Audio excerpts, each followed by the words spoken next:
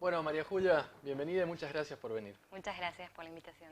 Han hecho un análisis para Rosgan que tiene como parámetro la tasa de destete para el control, digamos, del stock ganadero. Contame un poco cuáles son las características principales del informe.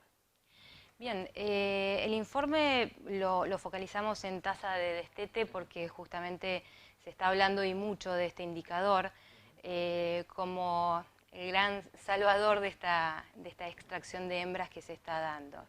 En parte es cierto, las tasas de destete han ido mejorando en los últimos años. Sí. Hoy estamos hablando de una tasa del 62,5% cuando veníamos de 61 o 60% en los últimos años. Pero no debemos descuidar también la tasa de extracción de hembras que se está dando, que también es históricamente alta. Entonces, para lograr sostener el stock ganadero, el porcentaje de destete definitivamente no es el único indicador que debemos seguir, ¿sí? Sostener un stock depende de mejorar la productividad de esos vientres, es decir, sostener buenas tasas de destete, pero también sostener el porcentaje de hembras en producción, que es lo que hoy vemos se está descuidando justamente por todo este efecto China y ese fervor de... O sea, una variable no se entiende sin la otra. Exactamente. Digamos. Las dos necesitan ser sostenibles en el tiempo como para poder asegurar que el stock no se vea afectado tras estos procesos de liquidación. Y este punto en particular que ustedes plantean en el informe es especialmente relevante en este contexto tan presionado por tasas de interés altísimas, por una demanda china que parece que viene a llevarse todo, ¿no? Exactamente. Se dio una conjunción en un contexto en el cual hay una demanda muy fuerte y hay un incentivo a vender esas hembras.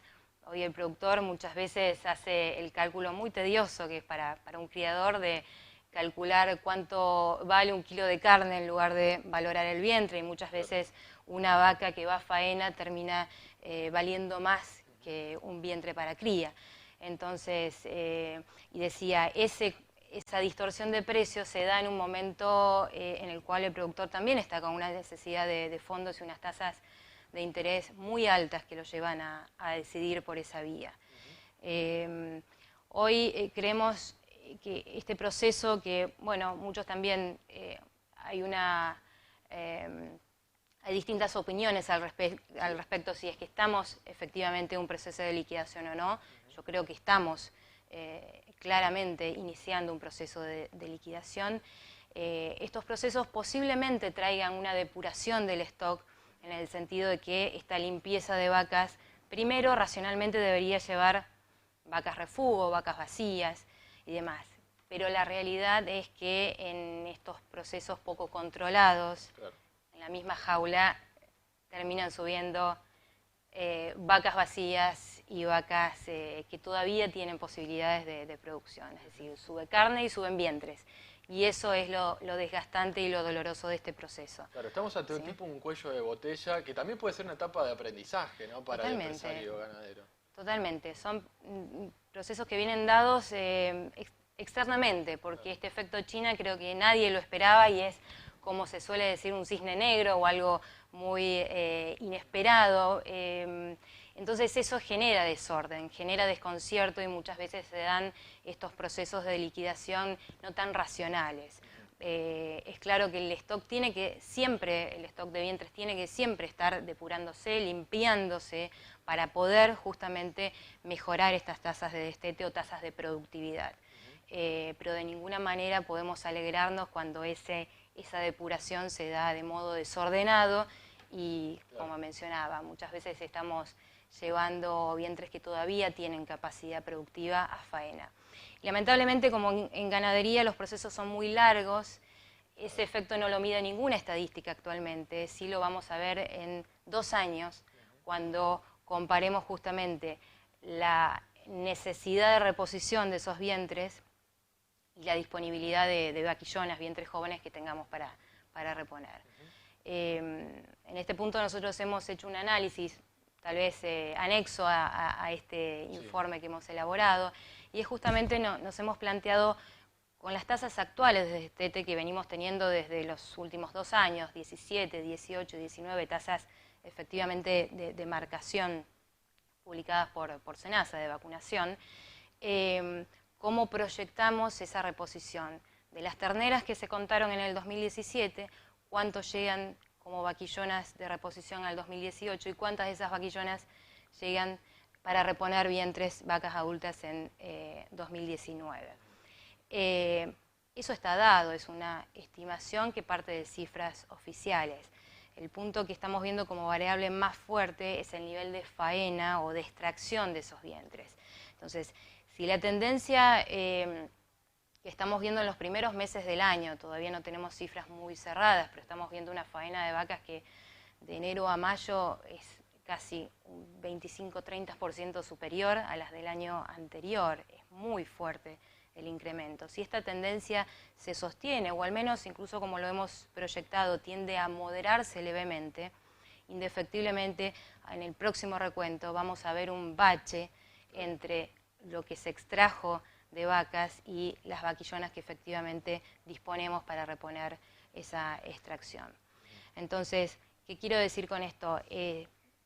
Es muy bueno, es muy auspicioso este incremento en el nivel de destete que estamos viendo en esta última marcación, pero el efecto lo vamos a ver en 2 años. Es decir, las terneras que se contaron en esta vacunación van a pasar a ser vaquillonas en 12 meses y luego vacas que van a entrar en reposición en 2 años, en 24 meses. ¿Sí? Dependerá. Eso viene dado ya, porque no podemos generar más terneras de las que se contaron. Lo que sí podemos controlar es esa extracción de hembras que estamos generando a través de la faena. O sea que el descifreo es mantener un equilibrio para que lo que es una oportunidad hoy no sea un dolor de cabeza en 2 años. Exactamente, ese es el punto, claramente. No estamos renegando de esta oportunidad, que es muy buena, pero hay que poner mucha racionalidad al momento de aprovechar esta oportunidad. ¿Han visto también el comportamiento de otros países? Digo, ¿han hecho un análisis comparativo también? Totalmente, sí. Creemos que en medio de este desorden y conmoción siempre es bueno tomar cierta distancia, ver otros casos de éxito y de no éxito también, y con una perspectiva más larga, porque si nos quedamos con el análisis de corto plazo, sí nos ponemos muy contentos que la tasa de destete aumentó 2 puntos en los últimos 2-3 años, pero si vemos los últimos 50 años, vemos un cierto estancamiento cuando otros países no lo tuvieron.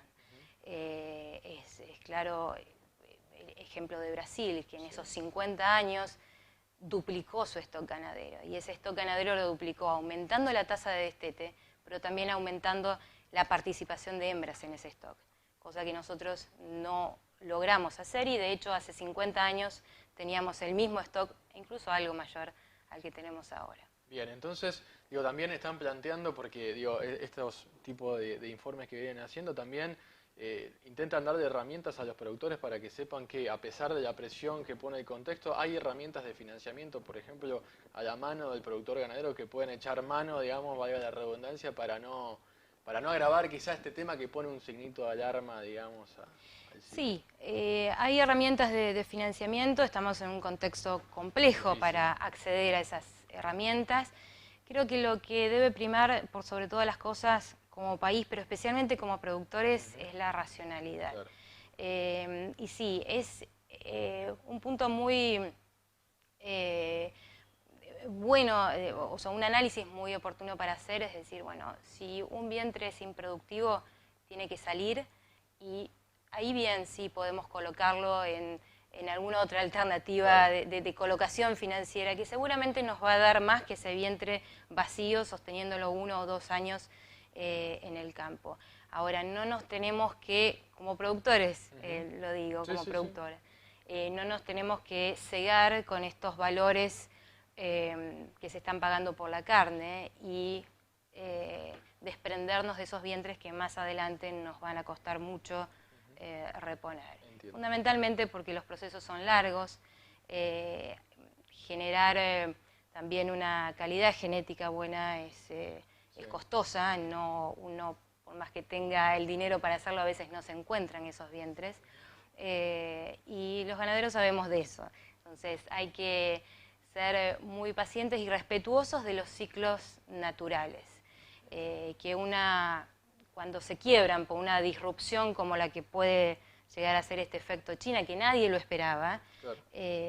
Cuando se quiebran a veces cuestan varios ciclos en recomponerse. Seguramente. María Julia, muy amable y muchas gracias por venir. No, por favor, muchas gracias.